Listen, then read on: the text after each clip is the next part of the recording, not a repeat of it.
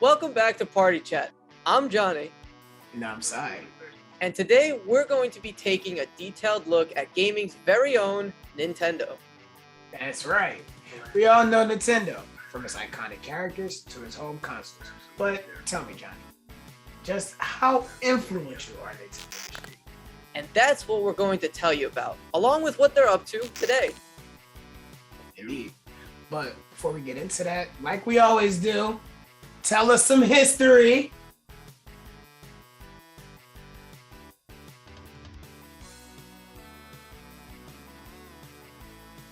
Nintendo began in 1889 selling hand-painted Hanafuda cards in Kyoto, Japan, or flower cards in English. After the original founder, Fusajiro Yamauchi, passed away in 1940, his great-grandson, Hiroshi Yamauchi, took over the company. And this is where we get into Nintendo's weird phase. Between 1963 and 1968, Nintendo tried a bunch of different venues. Selling toys, running hotels, taxi services are just a few of them. Okay, but did any of these stick? No. Eventually, Yamauchi shifted his focus solely to gaming.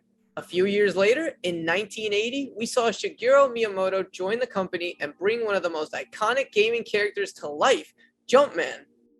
Wait, you might be asking out there, who's Jumpman? You might know him as Mario. His original name was Jumpman, featured in Donkey Kong. However, the name was changed to Mario later on. And after the success of Nintendo's first console, the Nintendo Entertainment System, the company went on to release plenty of other consoles. Consoles like the SNES, the Nintendo 64, GameCube, Nintendo Wii, and now the Nintendo Switch. They all went on to be major successes for the company. Except for you. We won't talk about you. Okay, I feel a lot smarter after hearing all of it. But, Johnny, I still don't think you answered my question. What's so influential about Nintendo? I am so happy you reminded me about that, Supreme.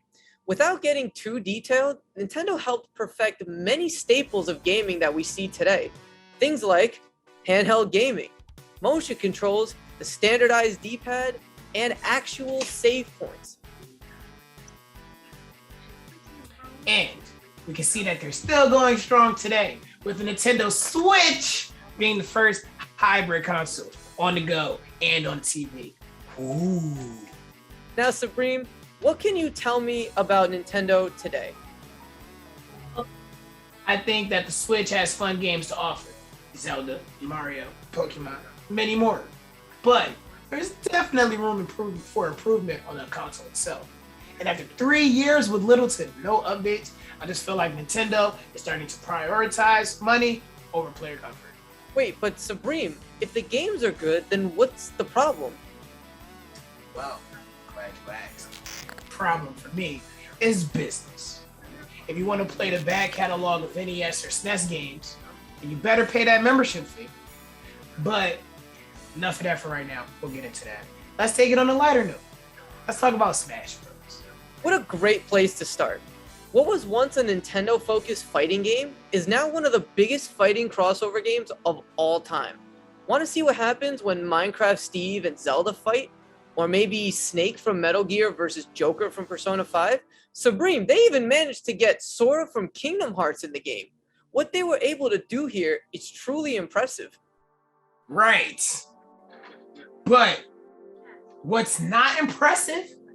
The lack of customization, especially coming off the 3DS with the theme options and the folders. What happens to the options to put your favorite games in folders right on the homepage? Where is any of this on the Switch? Especially since they were able to get it so right all the way back in 2011, 10 years ago. And let's also mention the Joy-Con. Since 2017, these controllers have been notorious for their drift issues. And even after numerous lawsuits, the problem has still not been addressed on the Switch Lite or even the new Switch OLED. Mine's is still messed up to this day. I already sent it back to Nintendo like 3 times. And finally, let's not even talk about their online service. But let's talk about their online service. Online is extremely inconsistent compared to its competitors. And for a service that people have to pay for, it should actually work. especially when they just announced a new service, their new expansion pack, which is costs $50 versus their $25 a year for not much more benefits. And it's the only way to access legacy content, right? Exactly, Johnny. But before all this, any classic game you wanted to play, you can simply purchase on the Wii or the 3DS.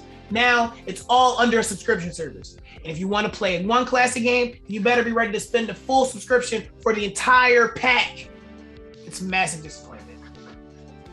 Nintendo is a really interesting company. On the one hand, they are extremely behind in terms of what we consider the standard in the gaming industry. The lack of customizability, a spotty online service, and poor hardware durability. Indeed. But I guess, I sit with all the other fans and say that the games are amazing enough to make it passable, right? Right. Log on to next week's episode where we talk about zombies. Rings. And don't forget to like and share the video with your friends, and we'll see you next week. Good night, ladies and gentlemen.